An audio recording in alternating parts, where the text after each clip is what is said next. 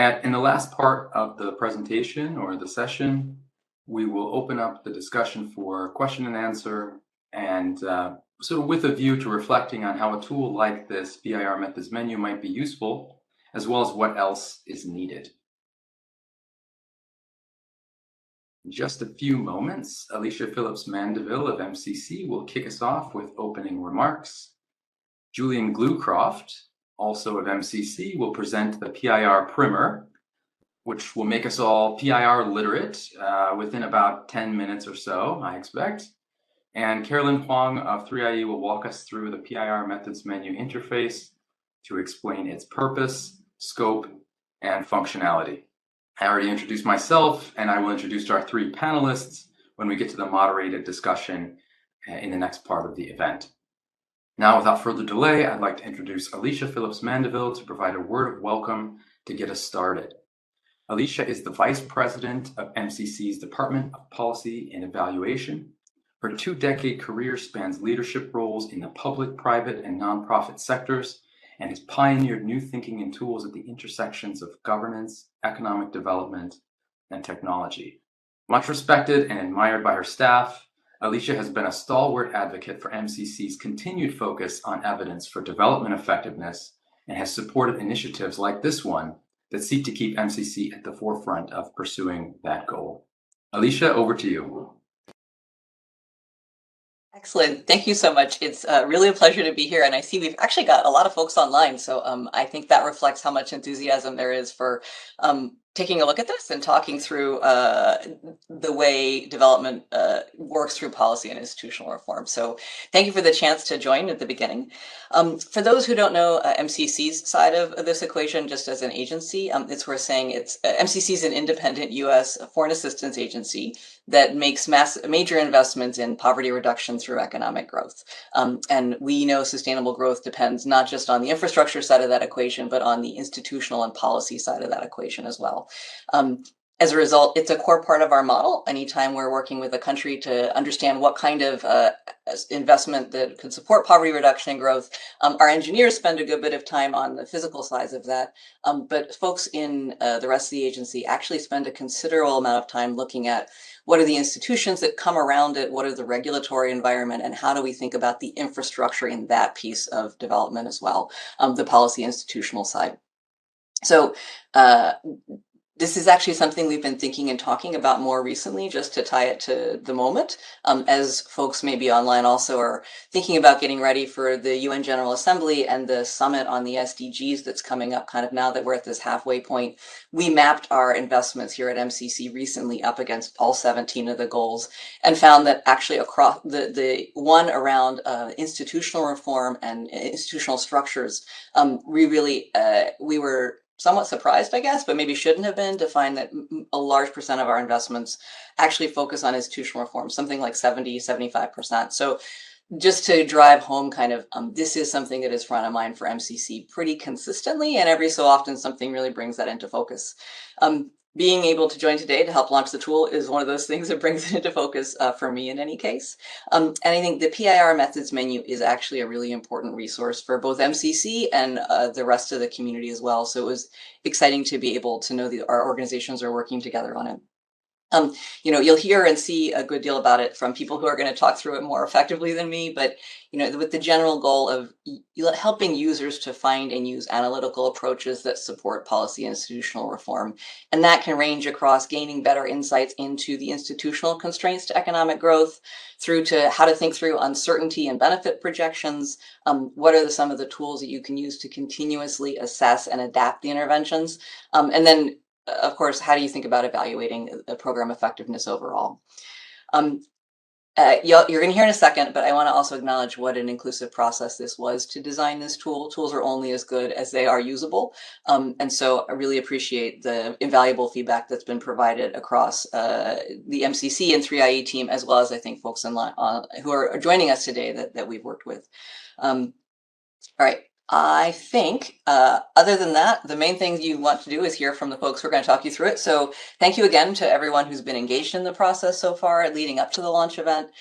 This is everyone's tool. I know MCC has been excited to be part of helping contribute to it. We believe strenuously in using things that are public. Our evidence platform is where we go to find all of our evaluations. It's the same thing everyone else can find. And I know this is going to be in that same space when we're looking for tools we can use for PIR. This is where we're going to turn as well. So let me turn with that to Julian Grukoft for a closer look at the tool. I will hat tip to him just to say he has talked me through this a couple of times, and I appreciate not just his excellent work on it, but also his enthusiasm for it. It made me enthusiastic too. And you may hear that in his presentation. He is an associate director in our M&E division and has been leading this effort for us here at MCC. So without further ado, let me turn it over to him. Great. Thank you so much, Alicia, for those opening remarks and for the kind introduction. I am excited for this launch and for us to begin the discussion around these questions. What is policy and institutional reform, or PIR? Why is it important? What are the challenges with supporting and evaluating it? And how can the PIR methods menu help? So first, what is policy and institutional reform? And to begin, we would actually like to hear from you.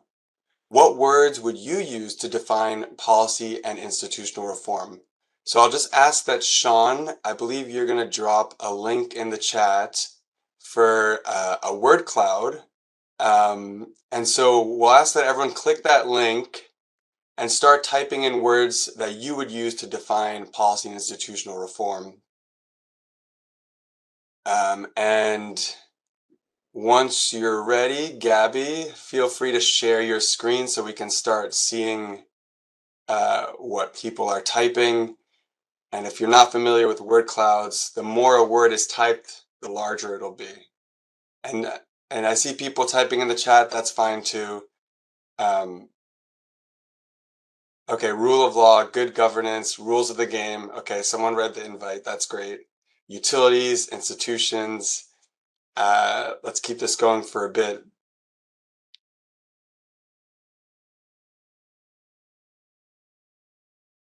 Hard. Yes, it is hard. Capacity, systemic change, systems, people. Yep, definitely people. Engagement. I love that.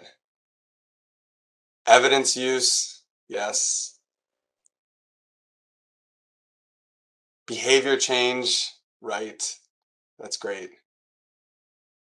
Okay, we have hard with an exclamation point and hard without an exclamation point. I think that really drills it down. Oh, squishy. Squishy, that's a good one. We'll get back to that. All right, I think we're getting a sense of I think that's giving us a good idea of the diversity of perspectives, but also some of the common kind of features of PIR. So if it's all right, let's go back to the slides. Appreciate all of your feedback on that. Okay, so simply put, institutions are the rules of the game. They are the agreed upon rules of human interaction within and across organizations and the means and methods of their enforcement. We use the term institutions and organizations interchangeably, but they are different. But before we get to that, I want to provide an example to illustrate what institutions are. Next. So soccer or football if you live outside the United States. All institutions are based upon agreed rules, which are often written. The rule alone is not sufficient for influencing behaviors. Soccer players don't memorize the laws of the game, just as you and I have probably complied with many rules today without having read them. So why do we follow the rules? Rules are enforced by monitoring mechanisms. The soccer referee enforces the rules, and the way the game is actually played will be influenced by, for example, the number of referees, their qualifications, the extent to which they're neutral, the technology that is available to them. So the monitoring mechanism is necessary, but insufficient for rules to lead to desired behaviors. Next, there needs to be a sanction. which is the consequent for not complying with the rules. Players receive yellow or red cards. In other institutions, sanctions can be financial penalties or imprisonment. And then there's one last element to consider, which are the unwritten rules, the customs, the norms, the codes of conduct. They generally influence what is considered to be normal and acceptable, and they too shape the behavior of players. So moving on, if institutions are the rules and the means and methods of their enforcement, then organizations are the players. Organizations are the groups of individuals bound by a common purpose to achieve objectives. Organizations are as diverse as their objectives. There are organizations of 2 people, and there are organizations of millions of people. So while we think about organizations as being the players, all actions are taken by individuals. And within the same institutional structure, individual performance varies. 2 individuals in the same role will not have the same actions. And we often attribute the success or failure of reforms to individual behaviors. We need to support reform champions, and we need to convince or mute powerful detractors. Individuals play within the rules, but they also can change the rules. Policy entrepreneurs, positive deviants break the rules, paving the way for new ones. And that rule-breaking behavior can change norms, and then the formal rules follow to match the new norms.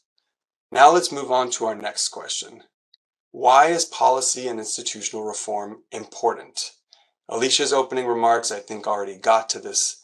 The relationship between institutional quality and economic growth is part of who we are at MCC and what we do.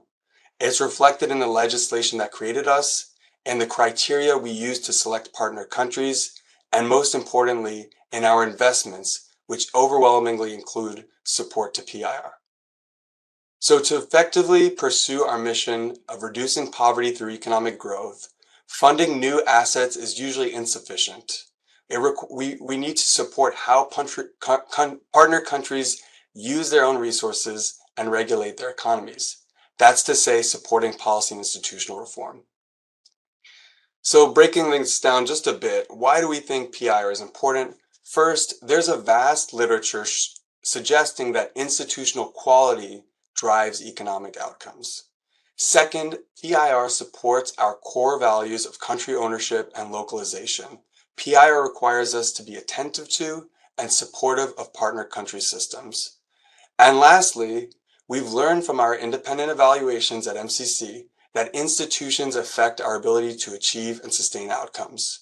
For instance, we build infrastructure, but existing institutions lead to inadequate planning, operations, and maintenance, or we provide technical assistance and training, but participants do not change their behaviors because their incentive structure has remained unchanged. So what are the challenges with PIR? I'm going to come back to you all for this one. We're going to do another word cloud exercise. So I see, thank you, Gabby, put the link in the chat. Please click the link and tell us what you think is the main challenge supporting and evaluating PIR. And we deliberately put those 2 things together, both supporting PIR, kind of the implementation side, and the evaluation side, because they're often 2 sides of the same coin.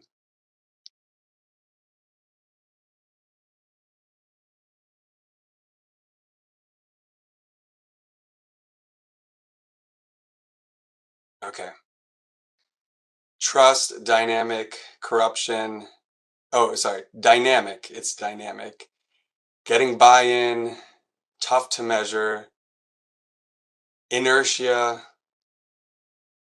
multiple actors, politics, corruption, behavior. Again, we're coming back to behavior, political economy issues, effective collaboration. Again, multiple actors, competing priorities. So it depends on, what are the priorities? What are the incentives? What are the interests? Vested institutions, I see as well.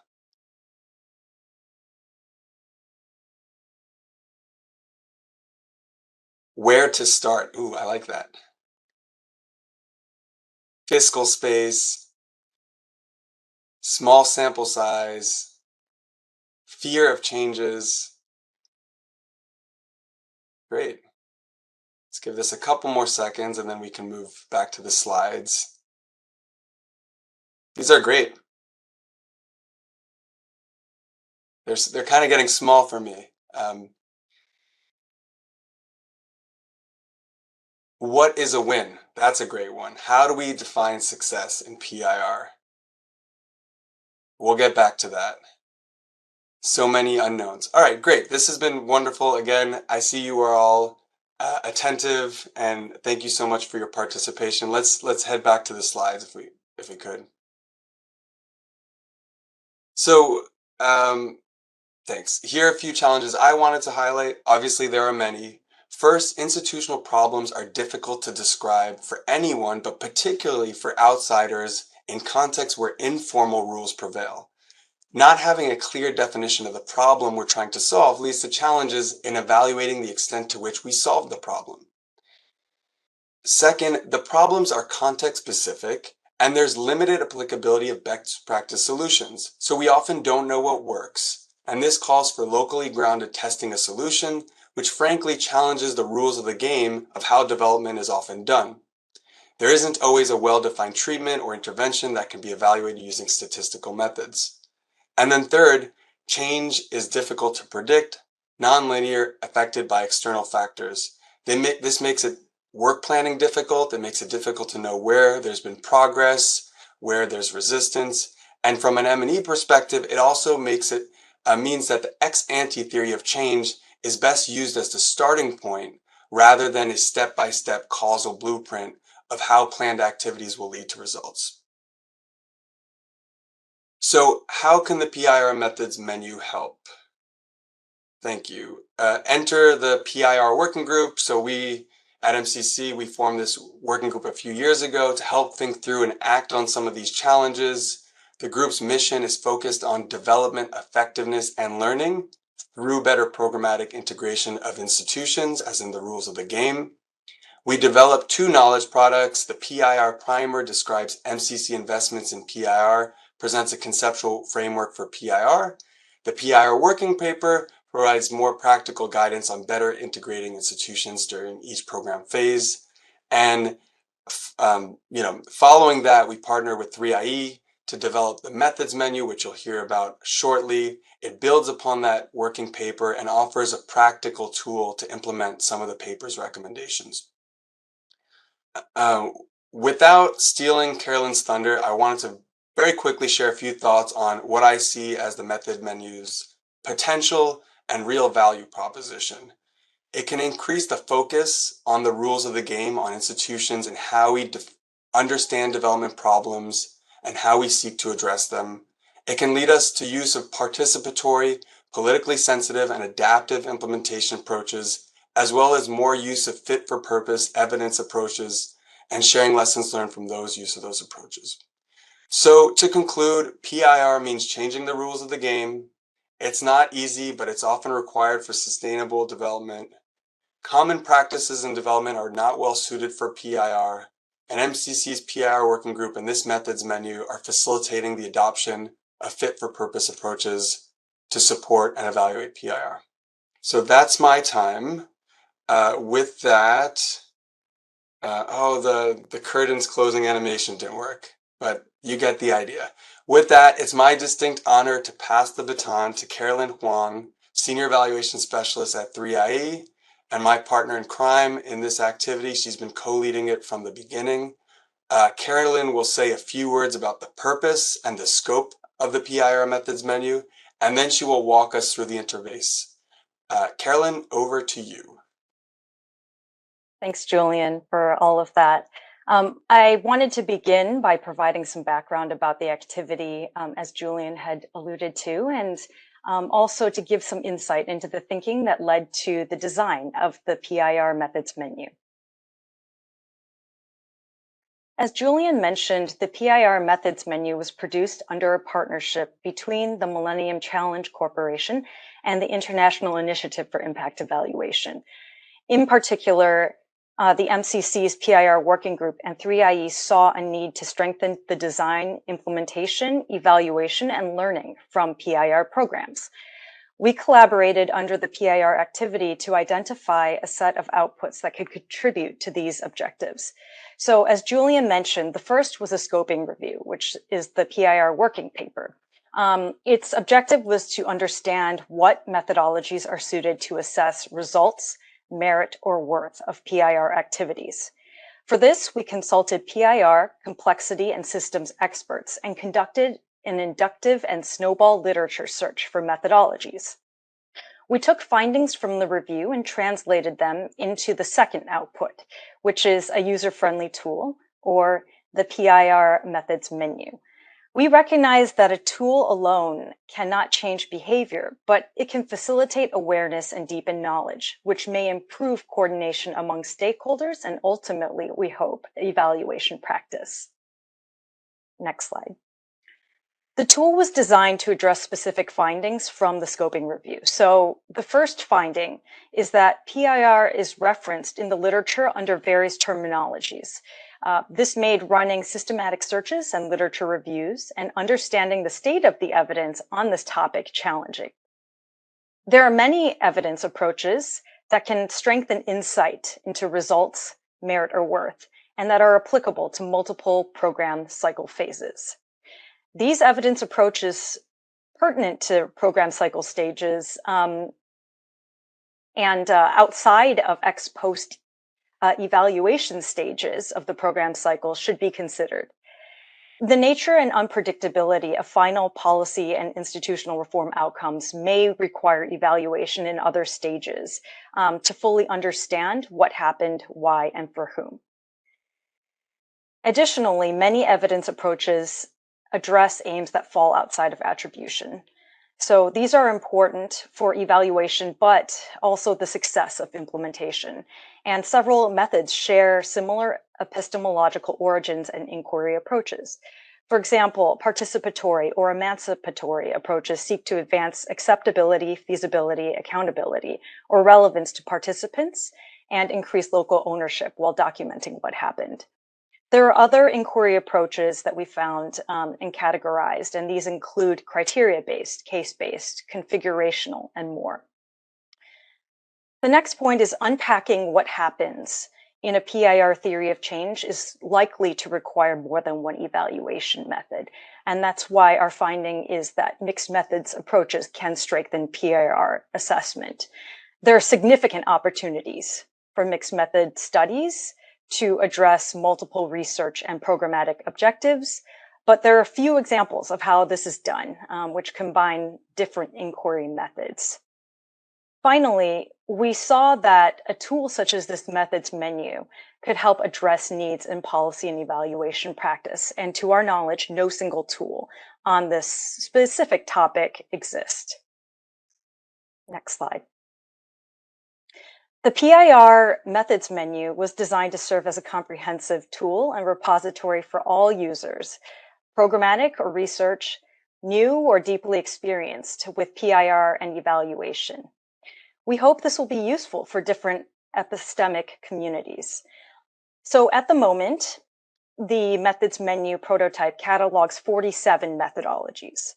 For each evidence approach, you'll see on this page here that we provide a description of the evidence approach, information on the method's relevance to the specific stage of the program cycle, a list of strengths and limitations, as well as guidance materials and empirical applications. Each evidence approach is categorized by type of inquiry approach for users who want to compare approaches that share similar aims. Next. This is the landing page for the Methods Menu prototype. We wanted to keep it simple and intuitive. So you can see that there are 3 different ways to explore this menu, represented by each graphic. And we also include a short interactive tutorial right below the 3 entry points for users who would like a quick walkthrough. So you can find evidence approaches by searching by program phases and common questions addressed, the evidence approaches search page, and then finally, we provide a search page for all resources in our repository. If at any time you want to navigate to other sections of the methods menu, you can click Go To for the specific section or Home in the toolbar at the top. Next. As I mentioned, the first way to search for evidence approaches is to search by program phase. This is especially helpful if you are less familiar with evaluation methods, but you know where in the program cycle you want to strengthen PIR assessment and learning. So you'll see here we have the 3 phases: program development or design. This occurs after problem diagnosis and identification, implementation, or while the program is active, and ex post evaluation, which covers post-program assessment. Next. After you click on the program cycle phase you're interested in, and you'll see we have an example from program development here, you will see a series of frequently asked questions which are addressed by specific evidence approaches. For example, you see that if you click on program development, you can see which methods will facilitate answers to questions such as which sector offers the most promise for increasing economic growth in a given country, or what are the key opportunities and constraints for improving socioeconomic development within a given sector. We have many questions listed, and you can scroll through each program phase for specific lists of questions. Next. The second feature of this tool is that the entire catalog of evidence approaches are accessible and searchable. So you can search by name or filter based on program phase and or modes of inquiry in the upper search boxes. Next. Finally, you can search for specific guidance papers and empirical examples by title or author, and you can filter papers by sector, evidence approach, and or guidance paper or empirical example. Next. So in conclusion, this is a living resource. We hope that this prototype is very helpful to users, both with programmatic experience and research experience. And we will continue to add and improve on this tool. That's why we're calling it a prototype, so it's certainly not the finalized product. We would love to receive your feedback and to understand ways to do this and how you're using it. You can do so by clicking on Contact in the upper toolbar and providing any feedback to us on ways that you're finding it useful and areas that you would like to see this expand and develop. You can check out the PIR menu tool, and my colleagues will plop that into the chat in just a moment. Great. Okay, well, thank you very much, and I will turn it back to Doug. Great, thanks, Carolyn. That presentation is a nice segue for us into the second part of our session, which is a panel discussion with our 3 panelists, and each of them will talk with us about why and how they've used a given evidence approach to inform or evaluate a policy and institutional reform intervention in their own context. Before we jump into that discussion, I'd like to briefly introduce each of our panelists. Muneema Hassan is the Deputy Director of Learning and Innovation at the Open Government Partnership. She works closely with OGP partners to design learning approaches and leads measurement and evaluation of OGP's impact worldwide. Deogracias Handolo is a Senior Evaluation Specialist with 3IE and serves as Regional Coordinator of the West African Capacity Building and Impact Evaluation Program, WASI. He currently works closely with government stakeholders to design monitoring and evaluation plans to support their evidence needs. Bradley Cunningham is a lead economist with MCC, where he has implemented multiple growth diagnostic studies to inform MCC investments worldwide. Prior to MCC, Brad worked at the Harvard Center for International Development, where he worked with and learned the PDIA approach, problem-driven iterative adaptation. Also, as a reminder, please put your questions in the chat and be sure that all the questions are addressed to everyone in that top drop-down bar.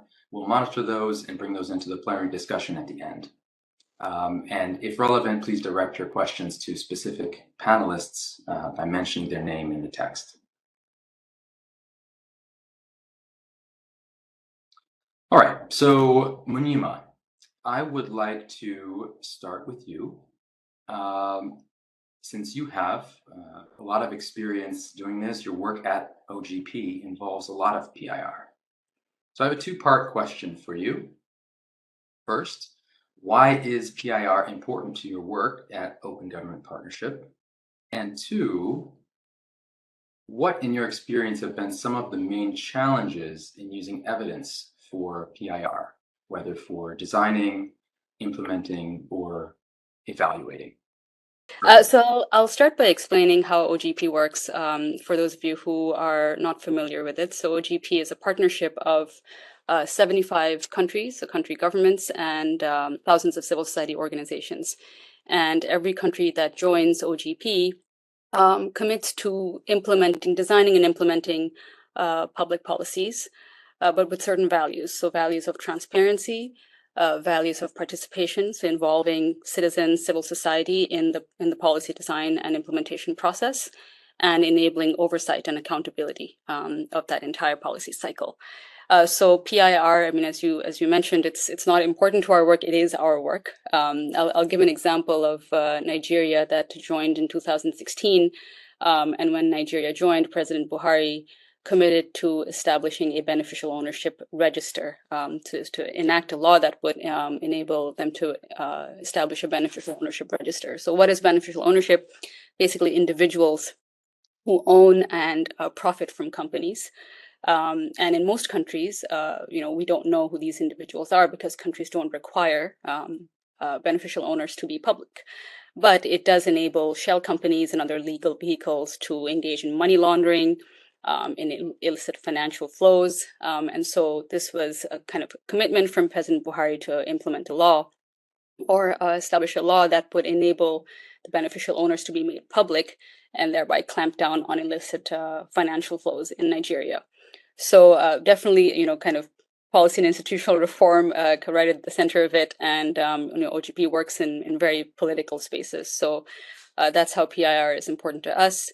In terms of your second question, challenges of using evidence to assess PIR, I mean, one of our strategies is that we work with reformers. We work with political reformers, senior politicians, civil servants, civil society organizations, and we engage with them in various capacities as individuals, but also in groups. And it's important to create the kind of authorizing space for some of these very political reforms to take place. And so that essentially means that the strategies that we use to engage with these different individuals are constantly changing. So, for example, if a reform champion transitions out of office, or if there's a new government in power that doesn't necessarily agree with the reforms that were committed to by the previous government, our strategies need to constantly adapt and be agile to those transitions and to those changes. And what that does is that it makes outcomes very unpredictable. So it's very hard for us to know, if we're moving towards certain policy wins, when they're going to happen, exactly what nature and what form they're going to take. That's kind of one challenge. The second one is OGP is one of many actors in the space who are working towards policy reform. So how do you actually attribute certain outcomes to just OGP? And then the final challenge is, what sets of strategies actually led to the outcome, because there's multiple things that we do. We work with behavior change, we work with incentives, we work in campaigns. How do you determine which of these strategies actually led to a certain outcome? So those are just some of the challenges that we've experienced in assessing our work. I'll stop there. Great, thanks, Munima. Keeping things rolling, Dio, I'd like to come to you next. So Munima spoke a little bit about some of the challenges, actually quite a few challenges in evaluating PIR. You have a lot of experience doing impact evaluation. Can you share with us an experience or an example of a program or intervention that you evaluated that involved PIR? And in that example, maybe share some thoughts on some of the main challenges in designing that evaluation? Thank you, Doug. And thank you very much for inviting me. As someone who has worked quite extensively with West African government policymakers to bring about transformation, I will pull from an experience I had. It will be too much saying that I run the evaluation, the impact evaluation, as it takes a village to run an impact evaluation, right? As a member of the team, back in 2011 in Benin, MCC supported land titling transformation, institutional transformation that will lead to policy changes.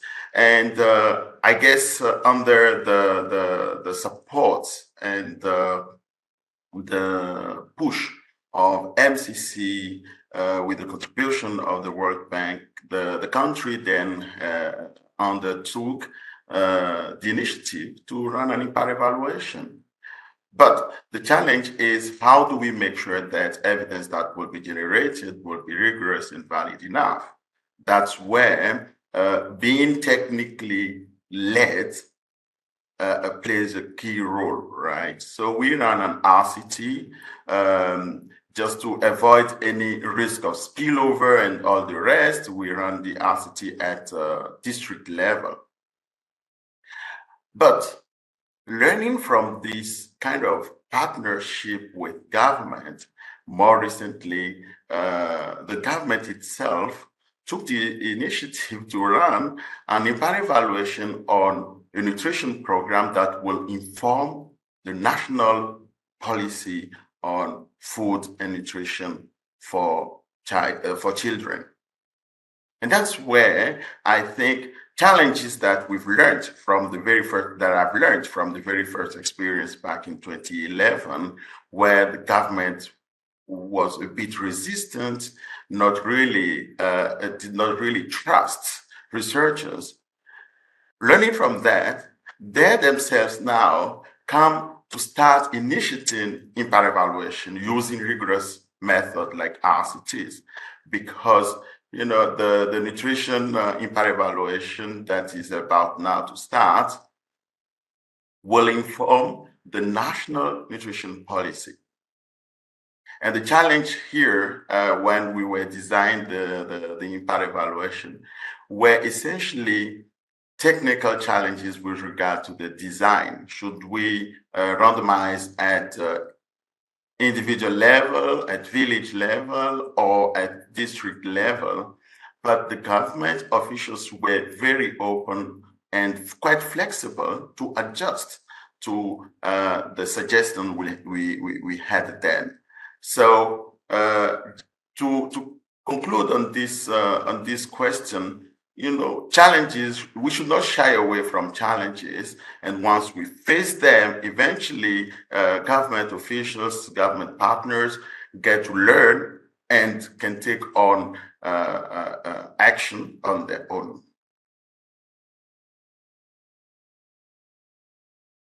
Yeah, thank you. Thanks, Dio. Yeah, so you've noted some of you highlighted the fact that the relationship between researchers or evaluators and government partners is essential, and that in your case, it actually allowed for a collaborative discussion about the possibility of randomization, which is a really interesting point. A slightly different challenge from some of those that Manima was highlighting. So let's keep going. Brad, I want to ask you essentially the same questions, but specifically in the context of your work at MCC.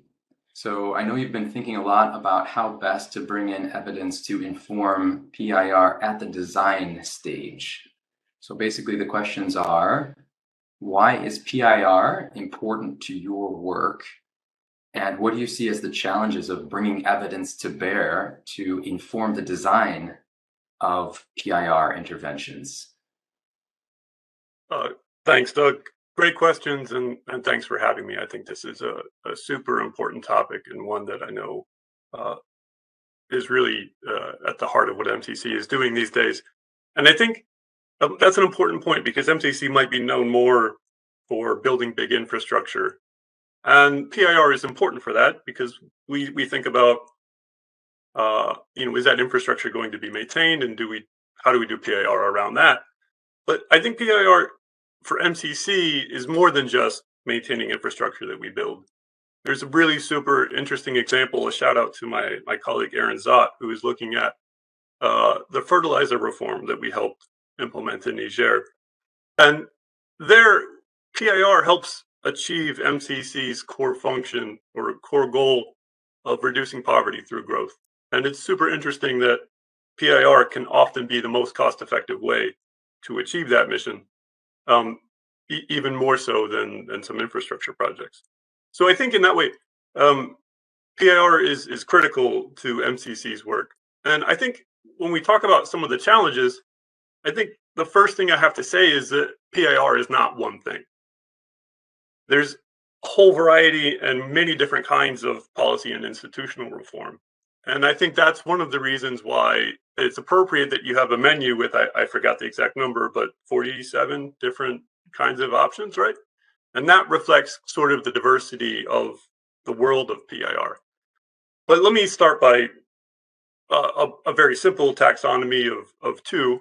And I think starting from that Niger fertilizer reform example, that's a very sort of policy intensive kind of reform. It may be very politically difficult to choose that policy and to embrace that policy. But once that policy is chosen, the implementation of the policy is relatively straightforward. There are many other kinds of policy and institutional reform where even after the policy is identified and approved, implementing the policy is much more challenging. And for those kinds of policy and institutional reform, we need different kinds of tools. And that's where I'm going to talk about PDIA and our experience with that, because if you're trying to build a capability to maintain roads, to deliver public services, that's much more implementation intensive, and it requires a different kind of approach than implementing or selecting a policy like exchange rate policy or your policy on subsidizing fertilizer markets or controlling fertilizer markets. So for those more difficult kinds of more complex problems, I really like the analogy that Julian started with football. And in football, there are goalposts where everybody's trying to get the football. And that works whether we're talking American football or the rest of the world's football. And you know where you're trying to get to, but you don't know exactly what you're going to encounter along the way. And that's one of the key challenges of the more implementation intensive kinds of PIR. And the rules of the game are not all written down, unfortunately. There are many rules of the game that you only discover once you try to move the football down the field. Many institutions, as we say, are informal. They're not ones that are codified and written down in a rule book so that we can look at them ex ante. They're ones that you have to start pushing into the problem and trying things to uncover. So let me give you an example of how we identified and uncovered some of these things in some of the PDIA work I did early on with Matt Andrews in Albania. So in Albania, we decided, or the government together with Ricardo Hausmann, identified a need for industrial parks as a real critical element of their economic development strategy. So the government set up a team to figure out why their current initiative to have industrial parks was not getting off the ground. And we started working with this team through the PDIA approach. We identified some challenges and we got the team working. Eventually, we got to the challenge of engaging with the local municipalities. And it became clear that the local municipalities were one of the biggest hurdles in implementing effective industrial zones in Albania. So we had individuals on this team trying to call and coordinate with the local municipalities, but the local municipalities had essentially developed a strategy of just not answering the phone. And this was how they dealt with, not wanting to participate in this initiative or just the work avoidance in general. And this was sort of the rule that they played by. And it's a rule that maybe we could have identified ex ante and planned for ahead of time. But I think it would be particularly challenging to expect sort of in a planning stage to be able to uncover this sort of problem. Furthermore, the way we wanted to deal with this problem was to go out and visit these municipalities in person to overcome their unwillingness to pick up the phone. Um, and there was an additional challenge, which was that the staff that the government of Albania had working on this weren't authorized in their civil service contract to travel. So we had an additional hurdle that we had to work through. And these are very small things. Like, why am I talking about, uh, something mundane is whether a civil servant is allowed to travel? But these are the mundane things that get in the way of progress. And so through the PDIA facilitation, we were able to identify these things as quickly as we could and problem solve. We were able to get the minister to provide travel authorization, and then people were able to go out and travel, and by being face to face, we're able to address the problem and move on. And whereas with if you have a structure that isn't able to be as reactive or nimble to these challenges that are unpredictable, PIR can be really slow going. If it takes you a quarter to identify these things and react, that's way too slow. You need a much more faster, a much more agile, if I can use that word, way to identify these things and keep going.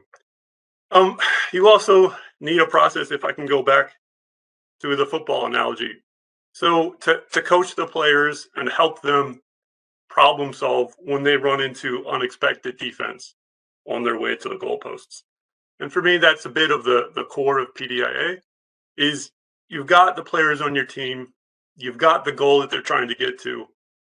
You know some of the rules of the game, but as you start playing the game, there's all kinds of informal rules that you're going to run up against, and you need a structure, you need a strategy of problem solving that's going to be effective on a much more sort of fast and iterative basis than sort of like a quarterly reporting kind of approach. So anyway, those are some of the challenges that you face in PIR and why PDIA is constructive.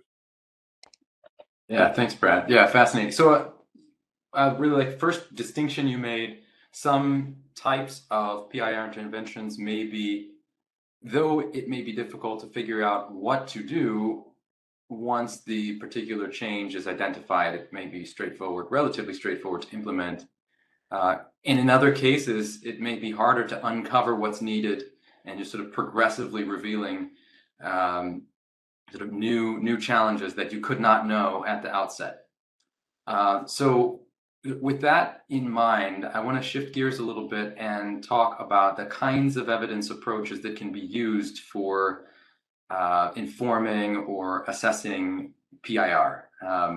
So you made the point about the need for agile approaches. You talked about PDIA a little bit. So I'm wondering if you can speak a little bit more about PDIA as an approach as compared to other approaches at MCC.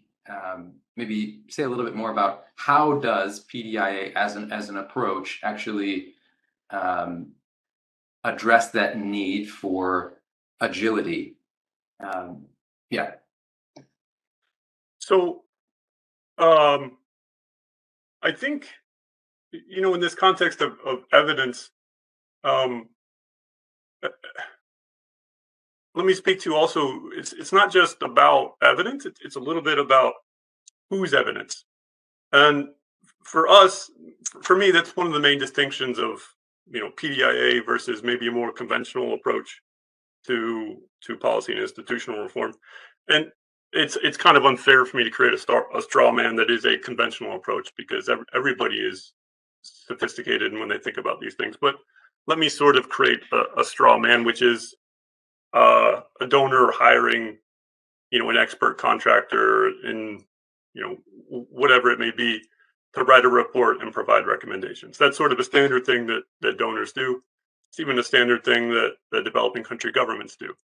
But the difference with PDIA is that yes, it's important to use experts as you need them, but it's really critical that you engage the local stakeholders, government officials in the process of generating the evidence. I think it should be a truism of policy and institutional reform that if an agency doesn't own the process of bringing evidence to bear, then we shouldn't expect them to own the process of implementing the resulting implications.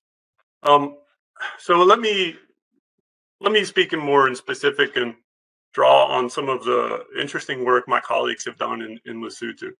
So in Lesotho, the team at MCC identified the major challenge in healthcare, and the challenge in particular that they wanted to address was more of a public financial management challenge of decentralization. So we convened a PDIA team that cut across the Ministry of Finance and the Ministry of Health. We brought together the key stakeholders that were implicated in this problem. And the first thing we did was sort of clarify our understanding of the problem.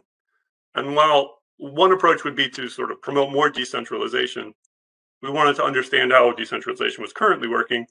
And essentially, the team clarified that the sort of districts weren't executing the budgets they were already being given.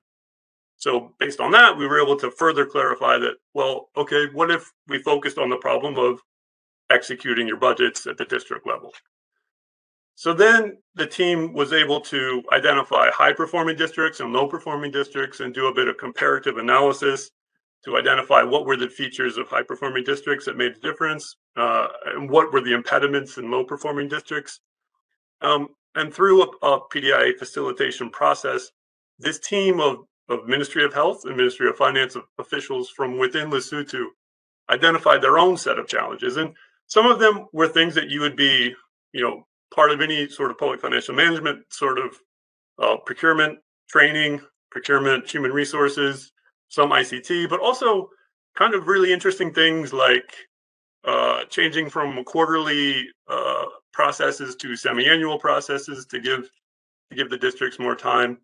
And I think at the end of the day, the critical bit was that the evidence that we brought to bear was not evidence that was presented to them in a report from a consultant. It was evidence that they themselves had identified, and then they were presenting to their ministry leadership. And at the end of the day, it was a very healthy dynamic where they were ready to go and they accepted and they were wanting to move on some of these things even before the MCC compact was ready to fund these things. So I think it's this process of empowering local officials in PDIA that is really part of the magic sauce of PDIA. And actually, I shouldn't say magic sauce because PDIA is not a silver bullet, and I don't at all mean to make it sound like that. So I think let me leave it there with the point that PDIA is not a silver bullet, but it is a structured process through which we can engage the local and important stakeholders to think about these challenges themselves in a constructive way. Yeah, I appreciate that, Brad. So a really big emphasis on whose evidence, how is it being brought into the discussion? So back to Munyima, you highlighted some similar challenges related to the need for PIR to be agile and adaptive. So given those considerations, I'm wondering, what are the kinds of approaches that you considered in the example you shared of the reform effort in Nigeria? And what approach did you ultimately choose? Why did you choose that approach? Sure. So I mean, we had experience with a couple of assessment and evaluation approaches. We had done a retrospective evaluation before, and like in a typical retrospective evaluation, a group of evaluators come in at the end of the program, look back at the strategies that we used, and then assess the outcome. The challenge with that is that it's great for reflection and hindsight, but the opportunity to actually act on the evidence and the insights, kind of strike while the iron is hot, that's gone. And so that moment where, for example, a really important political champion is removed from office and all the good work done by his office is now threatened, we have to act quickly and think of what cards to play. How do we actually support the reformers on the ground who are still there? And in order to do that, we need the best possible information from our allies on the ground to make the right decision. So the question was, is there an evaluation approach that can give us the best possible research findings and evidence in real time to allow us to act, on a political reality that's unfolding in real time? And that seemed to be the developmental evaluation, right? So in a traditional evaluation, you measure performance and success against some predetermined goals and strategies and outcomes. In a developmental evaluation, you develop measures and kind of performance mechanisms quickly as outcomes are emerging in real time. So that was the kind of uniqueness of this particular DE. I'll just use it for short, DE for developmental evaluation. And what that did was, it basically generated a process for OGP where we gained a researcher, an evaluator in each of the countries that were part of the evaluation, who would gather a lot more political intel, do more context analysis on our behalf, and then facilitate a discussion with OGP staff in those countries every month. So like asking us, what are your strategies? Why do you think this is the right way? Here's more information we have. Based on this information, what do you think you're going to do next? So, we had a very interesting kind of setup in which the evaluators were acting less like auditors of OGP, for lack of a better word, but we interestingly kind of coined this term critical friends, because they were doing their own kind of objective research and then bringing them to OGP's decision-making spaces and our team meetings, management meetings, very internal, and walking us through a very deep reflection and learning process while also evaluating how quickly and effectively OGP was acting on the new information that these evaluators were generating and how the stakeholders on the ground were responding to our interventions. So that was the kind of uniqueness of the developmental evaluation process that seemed appropriate for OGP. It was also complemented by contribution-facing studies, which were used to undertake kind of these deep dives to rigorously investigate, causal, factors where an outcome was actually observed, to kind of draw that line to the factors that were causing it. So, it was kind of very, very on the spot, kind of creatively decided how the developmental evaluation process was going to use other methods as well, complementing methods to assess the nature of our work. Thanks, Manima. Yeah, I mean, that makes a lot of sense. So kind of reflecting on some of the points you raised, I want to go over to Dio. Dio, you were also working in a challenging policy context, and you talked about using an RCT. So Manima was talking a little bit about the need for evaluators to be sort of play the role of critical friends, and Brad also talked about sort of an iterative process of developing a design. In your case, you emphasized the importance of understanding the kind of what works element of it and highlighted the relationship between researchers and government partners in order to create opportunities for randomization. And then the discussion was around sort of randomization at what level. I'm wondering if you can share a little bit with us about how did you arrive in the conversation with policymakers or your government counterparts? How did you arrive at the conclusion that an RCT is the right approach here? And what actually made it make the most sense in the case for the Benin land titling reform? Thank you, Doug. Well, context matters, as we often say, right?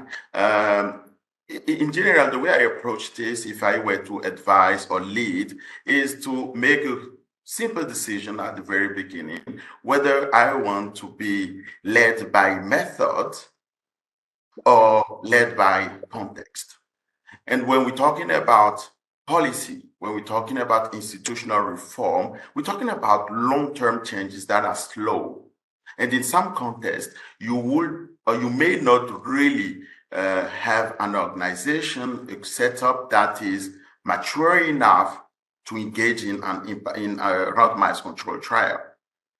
When, going back to the land titling reform, we were in a context where MCC was around, the World Bank was around. In the government, we have people who are technically trained. So the context is rather favorable for an RCT. The most challenge there was rather how then do we implement an RCT, and what kind of RCT should we go for? Are we going for a pure control group RCT, or rather a factorial design RCT, or should we go for a different setup? And when one is flexible and has alternative, government officials often cooperate.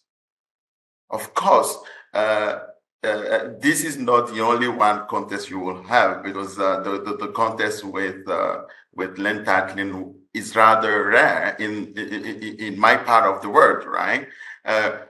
More recently, 3IE, through the West African Capacity Building and Impact Evaluation Program, is very much engaged with regional organizations like the West African Development Bank.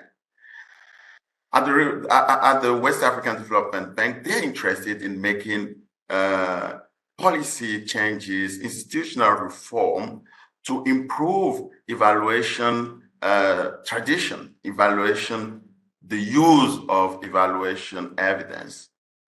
In such a context, well, we do not have the leisure of everyone being ready, everyone understanding the importance of the language and so on and so forth. But should you shy away from that context because you can't run an RCT? Or you find another method in your toolbox to start the journey, the long-term journey with such an important critical organization? This is what we did. So instead of using an RCT, we rather went for process evaluation. And in some cases, evidence exists already. And we've developed rapid evidence synthesis approaches to also respond to the need of evidence that can help transforming gradually environments, major institutions, governments, and so on and so forth. And bearing this in mind is quite critical. RCTs, yes, but make sure we have alternative. And in case it doesn't work, do pull up other methods, quasi-experimental approaches, or move away from all that and keep your new partner, having a government engaged in evidence production is not that common or easy, right? So for you to keep them along for this journey of policy and institutional transformation, go for process evaluation, go for rapid evidence synthesis. And that's how and why. I like actually working with 3IE because it's a long-term game. We're playing a long-term game, and being there for long-term helps a lot in the way you invest in the present, and then gradually you make them climb one more step, go for quasi-experimental, and so on and so forth. That's how I see this, Doug. And for sure, we'll be happy to say more when we have questions from the audience. Thank you. Thanks so much, Dio. I really like how you emphasize the importance of building the relationship with government partners or whomever would be involved in being central to the implementation of policy and institutional reform. And it sounded like you were talking about emphasizing being open to different opportunities or different types of approaches that can best answer the questions that are important.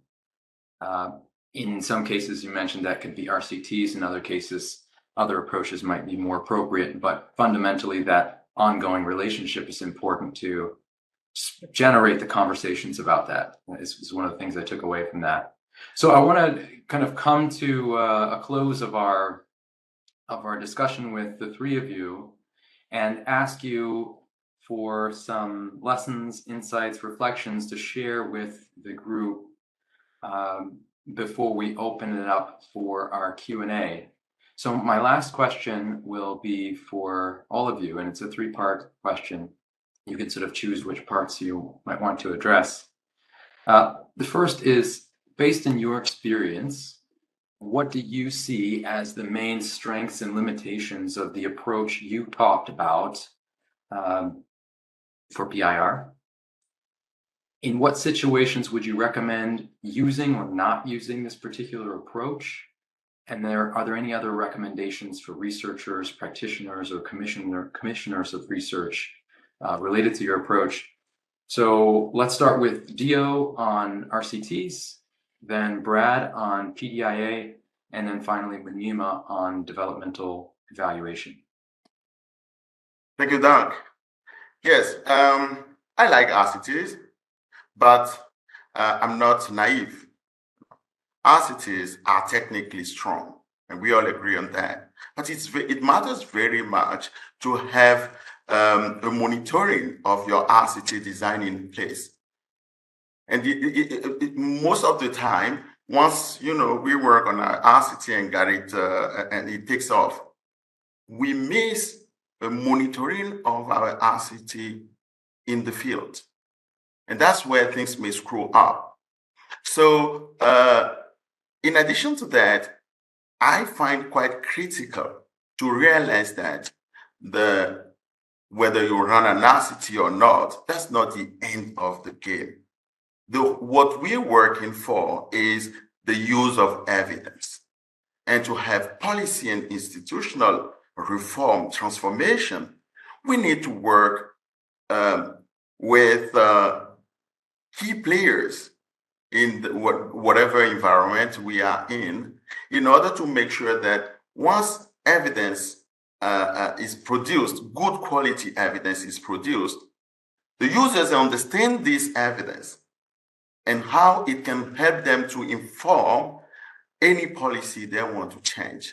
So while I totally agree with your question, I think it matters also to stress on what will you do after running your RCT and facing all the challenges in the field to make it work properly. Thank you. Great, thank you. Brad, over to you. Thanks, Doug. I think the key element is the problem owned by the local government? PDIA isn't a tool that can overcome a lack of will or political engagement, a desire to address the problem. In fact, it's very much dependent on that. But if you have that, it's a very good structure that allows you to engage constructively and adapt as necessary to make progress on the goal. So I think this also means you have to have a skilled facilitator that can sort of has the skill set to not just operate the PDIA machinery, but build the buy-in and motivate the team members. And that's not an easy skill set to develop.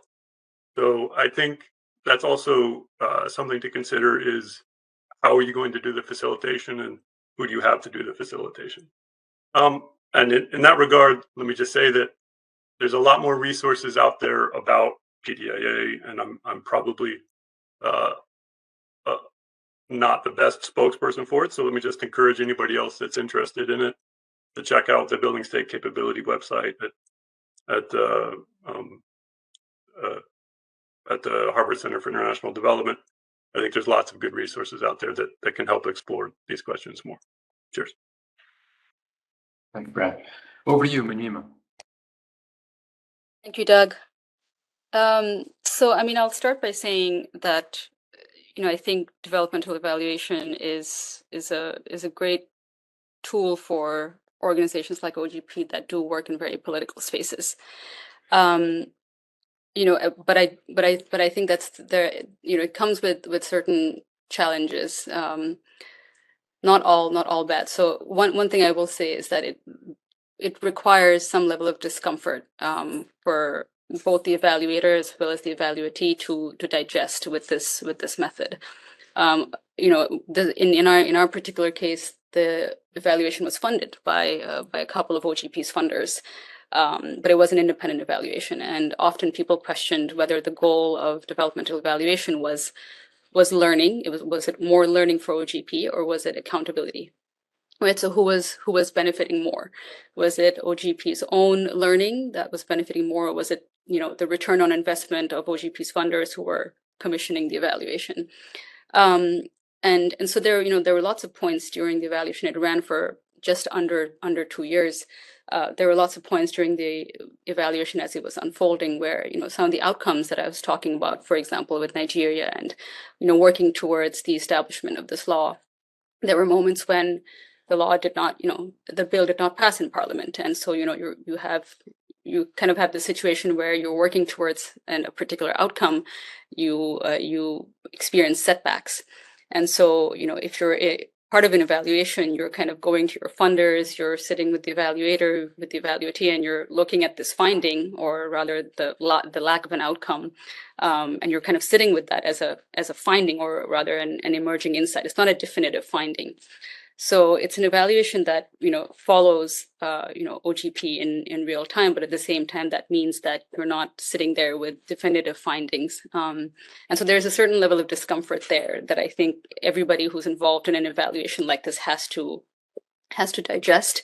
But it is in that sense also appropriate. It's a very unique tool that I would say for OGP, it certainly did a lot to improve our own learning practices, even internally. We learned a lot about the developmental evaluation process, and even when it was done, there are things that we took out of the method that we are now using, on a day-to-day basis for our own monitoring and evaluation. So ultimately, it did help with our own learning practices, but it took a while. It took about 2 years before, ourselves as well as the funders of this evaluation had some definitive findings on what kind of impact OGP was making. So that's one thing to note. The second thing I would say is that it is very labor intensive and it's very resource heavy. So it cost our funders just over $1 million to fund this evaluation. And the other thing I would say is, with the DE process, it's very, very involved. So every month or every 2 months, evaluators and OGP were sitting together, and like I said, very internal decision-making spaces, talking about, whether our strategies were working, reflecting on new information. And that's something that I think people have to be comfortable with. Certainly we were not when we first started out, but towards the end of the evaluation, there was that level of understanding and comfort. So that takes a lot of ownership and buy-in, especially for organizations that are not, familiar with the DE process. So I'll put a pin on those two things. Over back to you. Thank you. Thanks, Minima. Thanks, everyone. So I really appreciate all three of you sort of sharing your experiences and insights with us, different ways of bringing different kinds of evidence into PIR interventions. In the interest of time, I'd like for us to transition now into our plenary Q&A. So please, if you have not yet done so, please add your questions in the chat to the right side of your screen. We've been monitoring throughout the session. We'll try to get to as many of those as possible, noting we have just 12 minutes left in our time slot. So we'll have to, we won't get to all of them. If you have clarifying questions for presenters or follow-up, please direct those in the text to a particular panelist or presenter. So just to kick us off, I see we have, as I said, looking through the participant list, we have some people who have already been pushing for better evaluation approaches or evidence approaches for PIR. in their own institutional contexts. One person in particular I'm noting here, Soren Heldrup from UNDP. Soren, I'm wondering if you're willing to share, from your efforts, what's the secret to moving this agenda forward in your context? And then if you have any thoughts, do you see a role for a tool like the PIR Methods Menu to support that kind of effort? Thank you, and congrats on this event and launching this thing. I think it's really excellent. And you raise a really good and difficult question. In my experience, some of the secret to kind of helping to move this type of agenda forward is, I think, first of all, to make sure that there is a sort of a felt need, that people feel a need and recognize the need for doing things differently or better, that there is a recognized need for this type of thing. Making sure, when people are feeling the pain, I think that's a really good starting point for then having motivation to kind of take things up and do things differently. And what you're offering is something that can help alleviate some of the pain or frustrations that people might be feeling. And second, I think there's the importance of champions and early adopters. So having senior people, trendsetters or influencers in your organization show interest in demand for recognize the importance of this type of thing, and then having some good early examples to point to and use those as levers to show that already people within your organization or outside are using this thing. And that's always a really powerful lever for kind of creating more interest and buying and momentum for some sort of change agenda on this. And then last, I think the point around meeting people where they are. So don't be too ambitious early on. So there's try to start with introducing some things that people can get excited about and see the value of. And then you can always add a bit more complexity or some of the more sophisticated methods or approaches or what have you, but really creating that sort of early interest and excitement. And then you can build on that. Doing too much too soon might risk sort of killing interest and momentum. So anyway, those are a few reflections on my end. Congrats again on this. Great, thank you. Thanks so much, Soren. Okay, so we want to take in some questions that have come in through the chat. So I'm seeing some have been directed to different panelists here. I'm going to read a few, and I'll just name the panelists that it's going to, and then I will give you a chance to respond. So first, a question for Munyima. Munyima spoke before to challenges to evaluating PIR, including which actions led to which outcomes, which seems very related to the word dynamism that came up a few times in Julian's word cloud. Do you somehow screen for evidence approaches that have been found to no longer be impactful or leading to a particular outcome? Or is it up to the user to make that level of discernment? So a question for you, I'm going to let you think about that for a moment. There's another question here for Brad. So actually, Brad, there are a couple questions here for you. So maybe you can just pick one of them or try to address both. First one, does the PDIA toolkit include any approaches to identify whether certain reforms or reform paths are just not worth spending time on and need to be worked around versus being addressed directly? That's the first question headed your way, Brad. Another question also to you. How do you see PIR coordinating social and behavior change, SBC, and PDIA? How do you see that coordinating with human-centered design?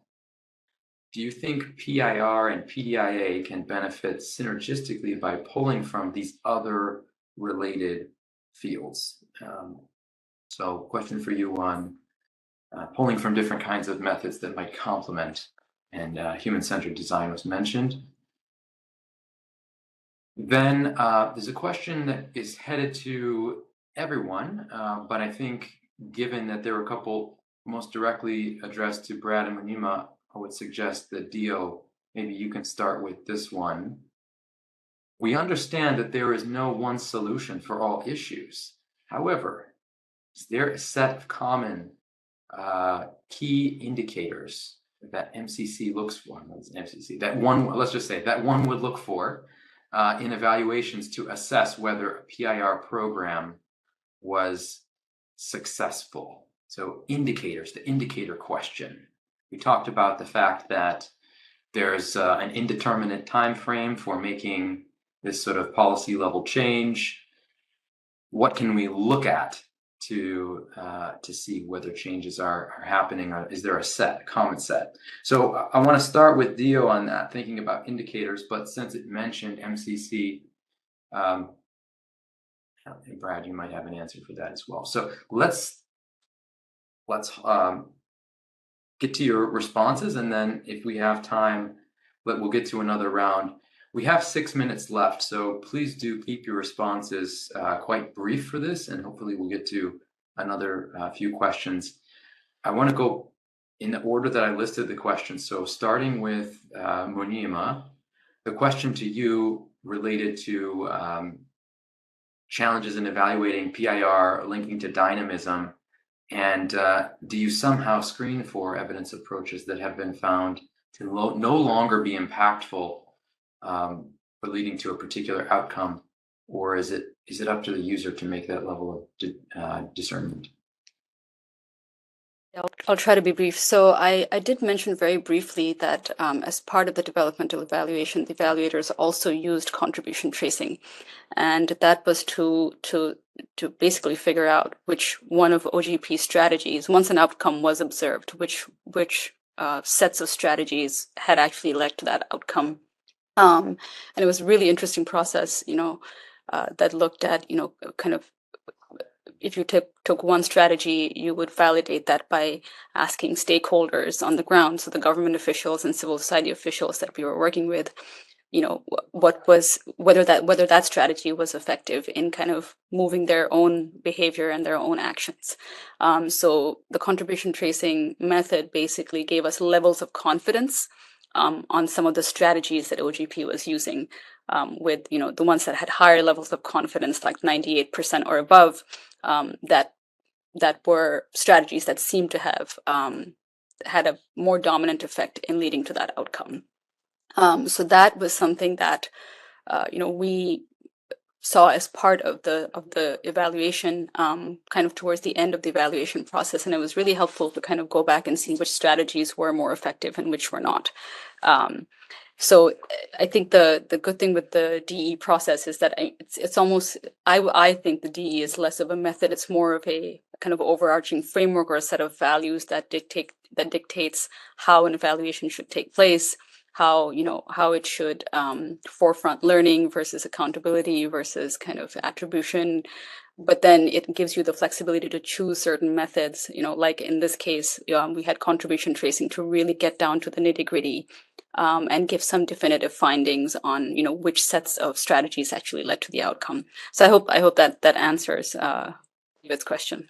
I'll stop there. So thank you, Munima. Okay, so Brad, there were two questions that I mentioned directed your way. First was about whether the PDIA toolkit includes any approaches to identifying whether certain reforms or reform paths are just not worth spending time on and need to be worked around versus addressed directly. So you want to start with that one? Yeah, sure. It's a great question. There's a very important step of the PDIA process, which comes sort of after you've clarified what it is you're trying to address, what your goalposts are, and motivated your team around the goalposts. You sort of break down the problem into its various components, and you can use fishbone diagrams or something else like that to try to understand what are all of the multiple elements, the problems, the challenges that you're going to face in trying to get to the goalposts. And as part of that step, it's very important to think critically about your entry points and how you're going to try to get to your goalposts. In the PDIA literature, they suggest using kind of three metrics. Do you have the authority, the acceptance, and the ability to make progress on that particular element that you're trying to address? I want to elaborate on that. I'll allow folks to look into that on their own. But I think essentially, when you're starting out, you don't want to bite off the biggest challenge. You want to find elements that the team can build some success and momentum around. And then once you build team momentum, you can try to move that momentum into more difficult areas that may not be amenable to initially tackling.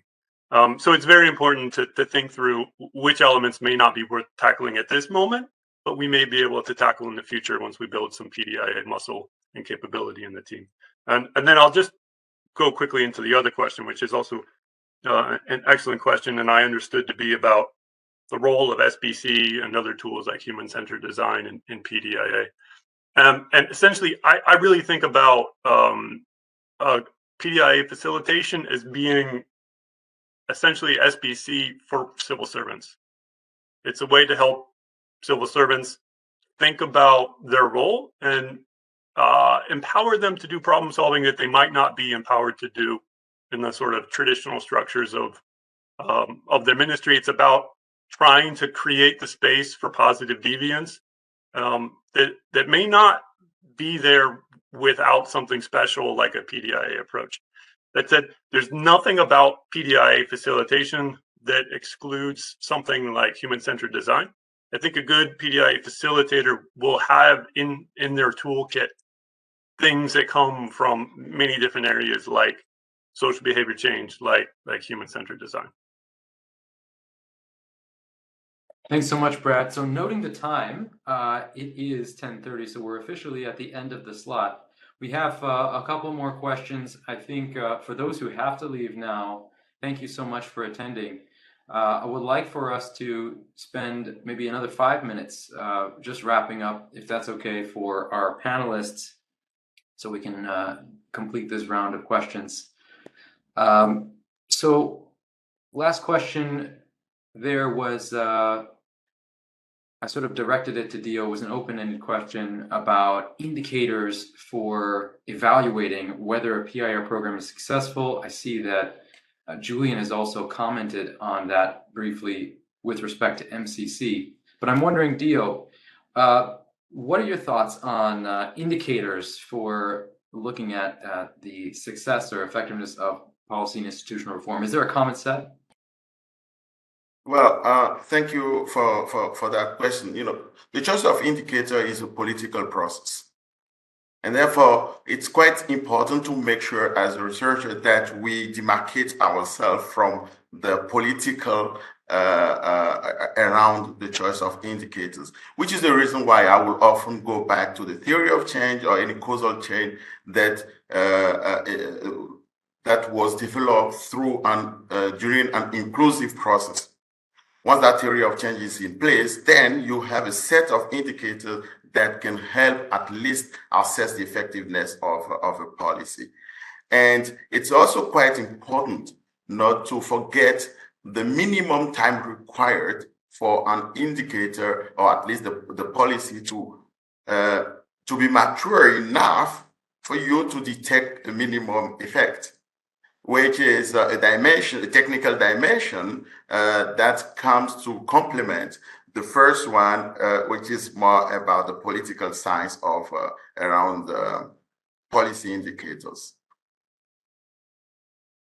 Good, thank you. Thanks so much, Dio. Okay, so I want to ask one last question for all panelists. If you can sort of each briefly respond, maybe 30 seconds or less, and then we'll do a quick wrap up.